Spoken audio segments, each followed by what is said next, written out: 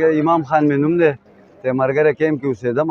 پیدایش مې د افغانستان دی او ټول وړوکوالی دلته مې تېر کړی. وروڼه خویندې مې دلته پیدا شوي دي.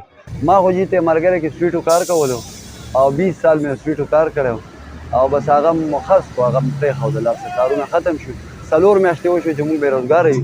موږ دوکانونه ختم کړي، کار روزګار هم ختم کړی دی. نو بس هغه کمې پیسې میسې چې موږ سره وي هغه موږ وخوړې او سم په ګاډي کرایانو کې ورکړې. نو اوس حالن موږ تش روان یو خو افغانستان ته. هلته پته نه لګي چې زموږ څه کېږي. خو اوس مسله داسې دی چې بهي موږ ته اوس په لاره موږ په داخلو کې 10-12 شپې وکړې، دفتر بند و. نو هغه موږ ته غټ تکلیف و، ماشي مو او ګرمي مو وه، باران هم رامنې تېر شو. زموږ سامانونه هم غوڼ خراب شوي دي.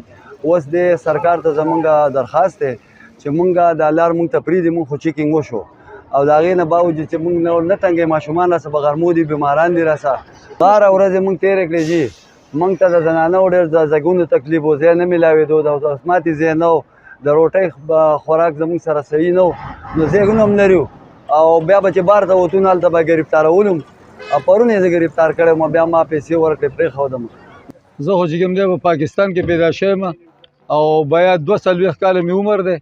مور مې هم د دې ځای هغه مې مړه شوله او موږ ټول دلته پیدا شوي یو او د تیمرګرې په کیمپ کې چې کوم دی اوسېدو او دغه ځای نه راغلي او دلته مو 14 ورځې په دغه داخلو چیک پوسټ کې وشولې او هغې نه نن چې کوم دی زموږ چیکین وشو. خو دا هم درخواست دی چې موږ ته لږ سهولیت پیدا کړي چې دا ګاډي بس په اسانۍ سه ځي. اوس زما پلار دی چې کوم دی هغې شوګر بیمار دی او پیتقین دی او دا اوس موږ ته وایي چې په لینډ کې ودرېږي. نو دغه درخواست کوو چې موږ پرېږدوئ دلته. زما پلار بیمار دی، دا نه دا چیکن زما شوی دی، وګورئ دا زما چیکن شوی دی.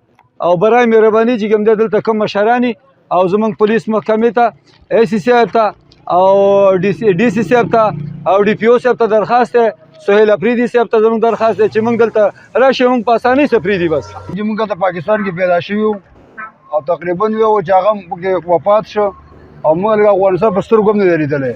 خو پیله ځل نه چې موږ روان یو او مخکې راته الله اسانه کړي. پاکستان کې لکه 25-30 کال عمر دی، زما په ټول عمر پاکستان کې تېر کړی دی. خو دا 3-4 ورځې چې کېږي په دې کې راټیټه کړله. دا 2-3 شپې قسم مې په ډېرو کې کړي دي. د حکومت د سیټه چې بهرحال نو چې ما په خپله باندې منډه کې وبڅښلې، حکومت دی که نه وایي اول الله زورور دی، بیا حکومت زورور دی. دغه شان د الله په اسره روان یو او که چېرې له ځای راکړه، که چا خیمه راکړه، هغه دغه په دې شي باندې موږ نه پوهېږو او که رانه کړو دورخان کې به پراته یو. یاره زه خو ډریور یم او دا کډه مې بار کړې ده او دا وړمه. دا غریبانان مطلب دا 3 ورځ ده چې بس په دې رش کې ولاړ دي. کاغذونه به راځي دلته، مطلب بیا به کار کېږي. د حکومت د طرف هم څه دغه نشته دی او ګاډي ولاړ دي، ماشومان پکې ذلیل دي. هلته کار ټیټ چالو کړي نو دلته نه به هم دا ګاډي درځي. چې کار ډیلی نو بیا خو به دا غریبانان دلته ذلیله وي. همدغه حساب کې به 2 ماشومان را پرېوتي دي. یو دیدو سره معذوره دی، هغه بالکل معذوره ده ماشوم. 4 معذوره ماشومان دي ورسره. هغه یو را کوزوه د بره نو بیا خېجوه، نو دا غټ تکلیف دغه حساب دی. بس دا د صوابۍ نه 1.5 لک او پینډۍ نه پنجاب نه 130 140 دغه شان دي کرایه لګي. ولې ډیزل ګران دي مطلب نه. هغه غاړه چې افغانستان ته چې ووړي نو هغې دي ورکوي او دې غاړه چې کم دي دا ټرکونو والا دا کم کډوال دي دا په خپله ورکوي. افغانستان ته اړومه بارډره پورې هلته دغه د کیمپ ته دی دیدو، هغه کیمپ کې به دیدو شفت کېږي.